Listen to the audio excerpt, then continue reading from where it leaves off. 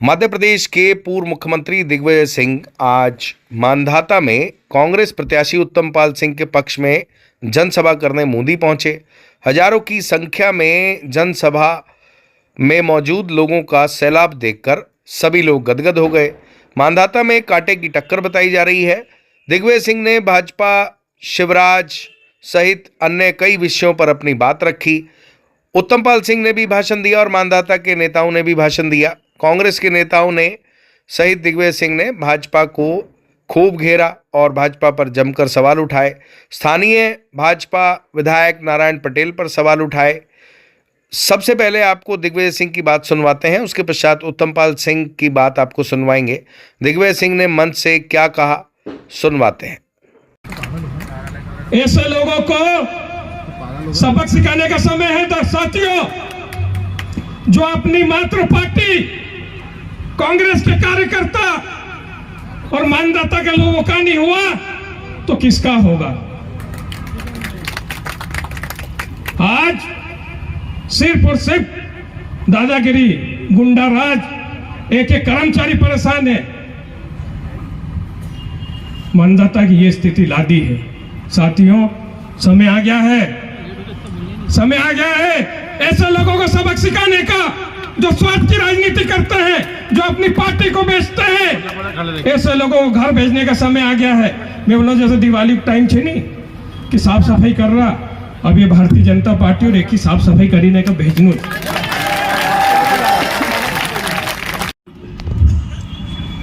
ऐसी कृपा से ये क्षेत्र प्रगति के रास्ते पर है और जब भी मैं अपने कार्यकाल में नर्मदा घाटी में हुए बांधों के बारे में बात करता हूं तो मुझे दो बातें याद आती हैं। एक, इस पूरी योजना को लागू करने में मुझे दो लोगों का बड़ा सहयोग मिला। एक भाई सुभाष यादव और एक राजनारायण।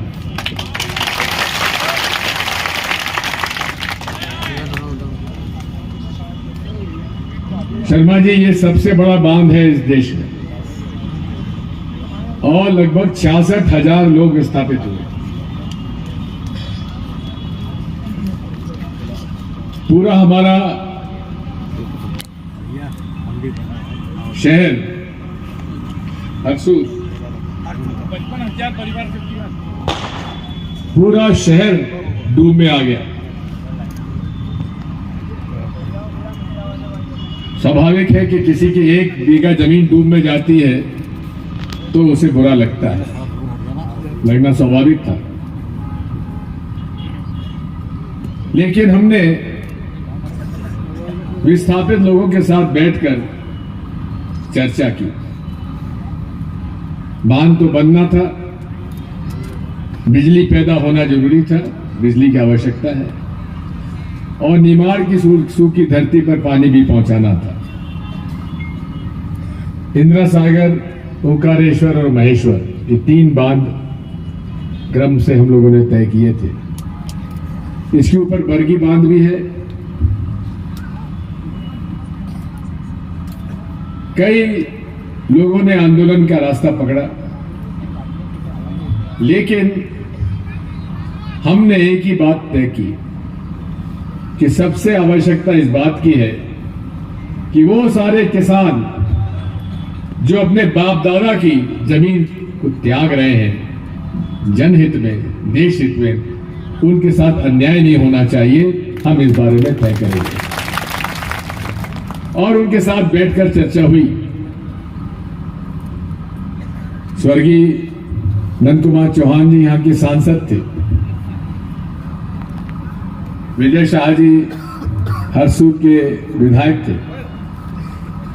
सब लोगों से बैठकर हमने चर्चा की।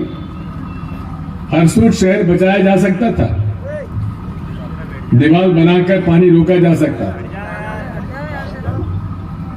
मैंने उनसे कहा कि आप जो मांग करते हो मांगो, जो रेट चाहते हो रेट देंगे, मान तो बनना है। तो उन्होंने कहा कि हफ्ते 10 दिन का समय दीजिए। हमने कहा 15 दिन का समय दिया।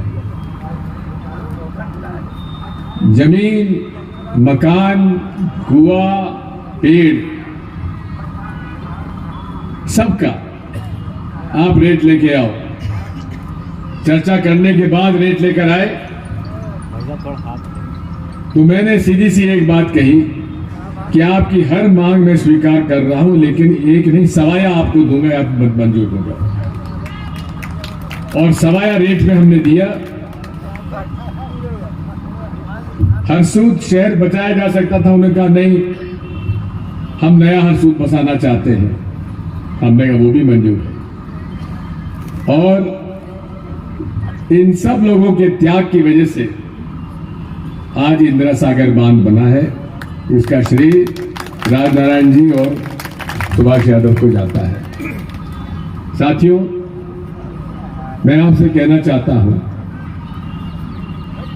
यही कमी है आज इस भारतीय जनता पार्टी के शासन में। ये संवेदनशील नहीं है। अभी जिसका जिक्र हुआ, बाढ़ क्यों आई? सर्वे में वो सारे गांव जिसमें पानी घुसना ही नहीं था, सरदार सरोवर में डूबने वाले नहीं थे, वो गांव कैसे डूब गए? इसलिए डूबे क्योंकि सरदार सरोवर का बांध से पानी नहीं छोड़ने का आदेश गुजरात के मुख्यमंत्री ने दिया था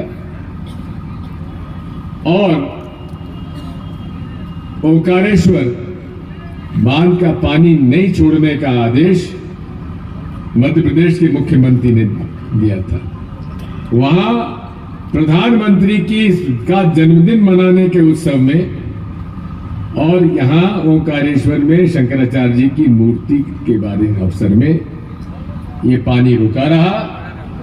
और जब पानी वर्षा ज्यादा हुई, इतनी तेजी से तादाद में ओंकारेश्वर के गेट खोले गए कि जिन गांवों को डूबना ही नहीं था, उनके मकानों के ऊपर नाव चल रही थी।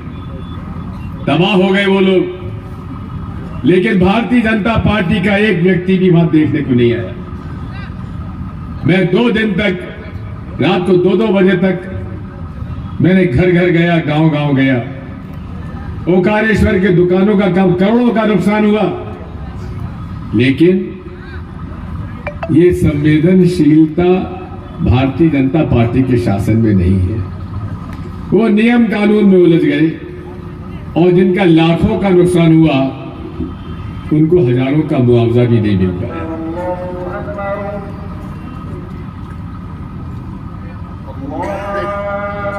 नमाज पढ़ी जा रही, थोड़ा सा रुक जाते हैं। नमाज और आरती के समय हम रुक जाते हैं।